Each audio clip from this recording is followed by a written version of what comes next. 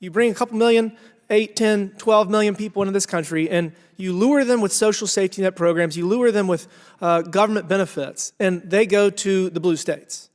They go to the cities that offer wildly disproportionate social benefits to those in need. Leave it to MAGA to openly admit that providing care to people in need is a bad thing. But we're just getting started with William Timmons. They're going there, and I guess when the census occurs, it's going to result in New York and California and Illinois receiving a disproportionate percent of their representation, because we do not apportion the census based off of citizens. We apportion the census based off of humans. And I mean, I think that's a big problem. The amount of human misery occurring in this country because of the lawlessness at our southern border is just shocking. It seems like he's destroying the American dream. They're not safe. The defund the police movement has resulted in enormous violence and insecurity in our cities. And I mean, our country's just on the wrong track.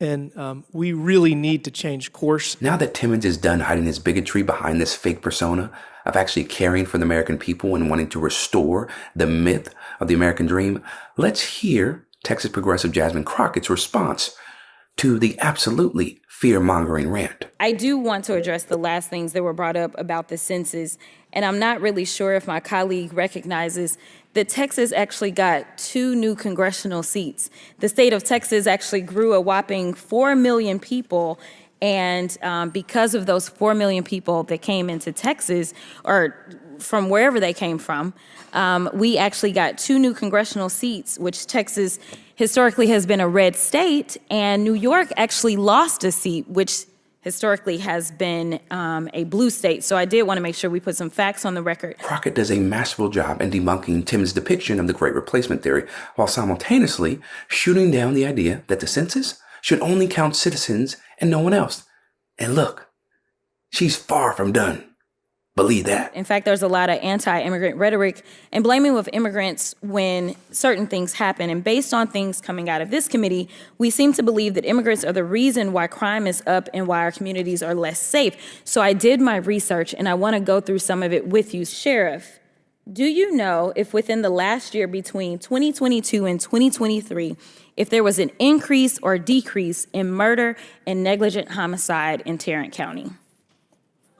I don't have the numbers in front of me, but it did not increase. Okay. In fact, it went down by almost 17%. So great job.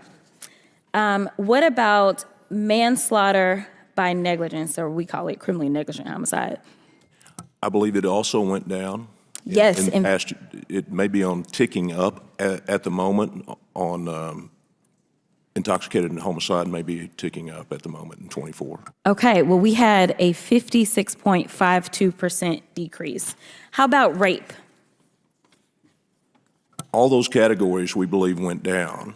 Absolutely. So there actually was a decrease by 3.35% in rape. Robbery went down 4.5%, and both aggravated and simple assault went collectively down by 3.18%. And theft went down by 3.89%. This is at the same time in which we're talking about the migrant community and stoking these fears that they're bringing all of this trauma and this crime and violence to our communities.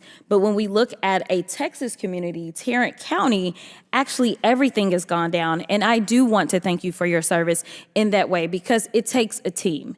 It can't just be one thing. It means we've got to have great law enforcement, but we also have to have really good policies, and we honestly need to be honest about the data that we see. So what I love about Crockett's approach to our argument against the Republican talking point that Democrats are somehow conspiring to get more congressional seats in blue states by offering better social safety nets and accepting migrant and immigrant populations into the area is that she does it with such calmness and poise. And she doesn't have to. She could be, assertive and very demonstrative, but she's like, I'm gonna do it with a smile. Like, just so we're clear, here are the facts, right? And you can't argue with that. You can't argue. And now he's looking dumb.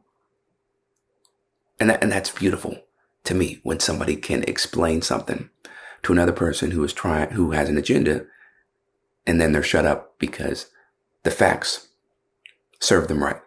The facts literally disprove them.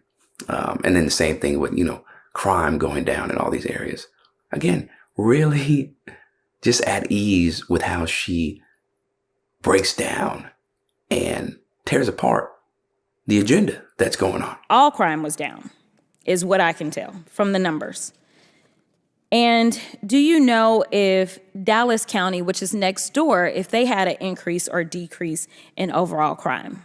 I think all of North Texas, we saw decreases. Absolutely. Every one. While I am so thankful that the numbers have gone down, there's been a concern about the fact that there has been a consultant that's had to come in, and this consultant has had to come into Tarrant County potentially to the tune of approximately $200,000 for an 18-month contract to help the elected sheriff identify solutions for an extensive list of jail deaths, an alarming shortage in detention officer staff, and the necessity for Tarrant County to address its overcrowded jail by entering into a $40 million contract with a privatized jail outfit to house Tarrant County's inmates in Garza County.